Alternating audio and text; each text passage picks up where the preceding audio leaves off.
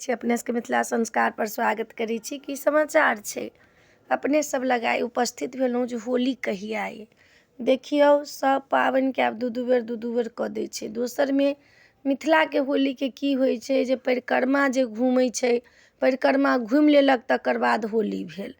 एहिबेर होलीके एना अइ जे 13 तारीखके होलिका दहन अइ आ 14के होली ओना होबऽके चाही।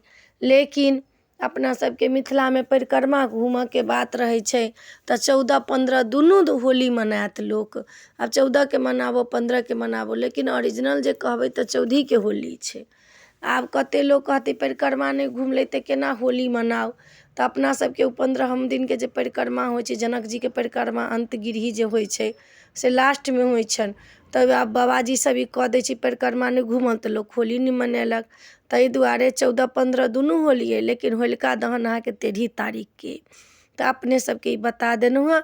एहि वीडियोमे इएह अइ। नीक लागत चैनल सब्सक्राइब करब, लाइक करब, कहऽके नहि बिसरब। जय मिथिला, जय मिथिला, जय माता जी। अपने सब कहऽके नहि बिसरब, कहऽके हमरा याद जरूर करब आ जरूर कहब जे केहन लागल वीडियो। आब तऽ कहबो नहि करै छी अपने सब।